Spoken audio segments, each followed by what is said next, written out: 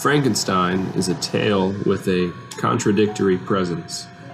Recognized by many as the first science fiction novel, it treads boldly onto new ground while proclaiming caution in the voice of a now forgotten past.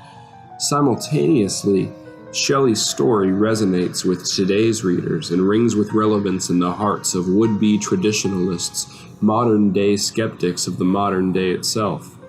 The passions of man lead him in the pursuit of perfection and glory, instead into the dark recesses of his soul, and with guile turns his head from what is honorable and begs that his gut hunger for more than is perhaps meant to be possible.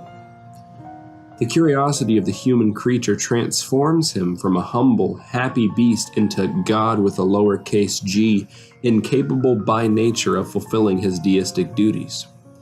This trial and failure seems to be the inescapable, undeniable destiny of man. Shelley suggests that we ought to stand in awe of the majesty of nature, find satisfaction in service, and develop an appreciation for the simple pleasures afforded to life as a human being. Shelley asks the reader to recognize the impossibility of intellectual satiation and to take each careful step into the unknown with respect for the ultimate, intending only to understand and never to overcome. When Frankenstein begins his journey, he develops an obsession with alchemists. This obsession comes to inform his dispositions and actions and his eventual engagement in modern science. He is disgusted with its plain, tedious appearance of humility and chooses in his own practice to pursue glory and power. The chasing after of an unelaborate mastery of the elements and an unmistakable artifact of the misguided study of Frankenstein's youth. These glowing remnants demand that he seek not only to understand the world, but to command its very primary components, the primacy of which is forgotten in the process. The potent feverishness of his attempts, the consumption of his every breath by the ever-starving flames of human passion, and the blatant blindness bestowed upon him by the ever-narrowing path of an unbroken focus unsuited to the holistic soul of man, these are all forces tapped into, whispering spirits summoned by the idols of the early years of Frankenstein.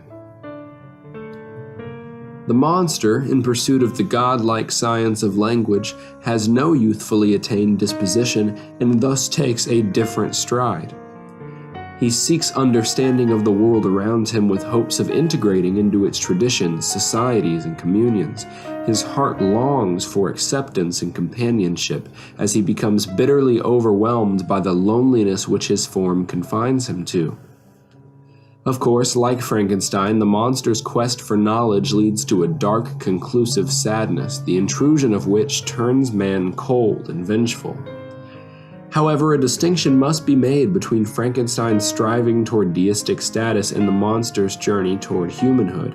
Clearly, each seeks to become something he cannot, but the monster's dreams are not shattered until he, as a result of his isolation and social ignorance, comes to view the cottagers as his friends and protectors, with hopes that they will accept him in spite of his ghastly appearance. He has ethereally escaped his bounds. His toes curl eagerly over the edge of the bluff while the ever-starving flames burn hotly below. The brim of the cup of madness is teasing his lips, and confidence is on the cusp of his tongue. Nature, when provoked, must correct such errors, for the monster is toying with that which is beyond his control.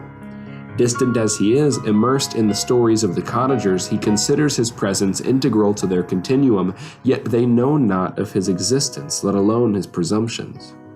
The monster will soon come to seek comfort in that which he fears, but cannot possibly understand, while a state of ignorant fear is the very sensation the science seeks to escape. I wished sometimes to shake off all thought and feeling, but I learned that there was but one means to overcome the sensation of pain, and that was death, a state which I feared yet did not understand. It is by making examples of the creature and his creator that Shelley reveals her timeless advice. Man ought not deny his curiosity, for it is inevitable, but must not become entirely consumed by any one study or pursuit. He must seek meaning and fulfillment, embracing the complexities of a complete human life. He must never lose sight of nature's beauty and patience.